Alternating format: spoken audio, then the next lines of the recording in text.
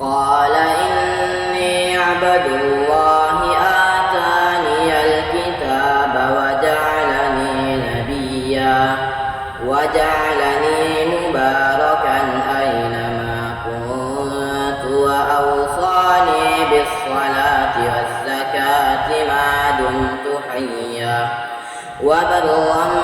بوالدتي ولم يجعلني جبارا شقيا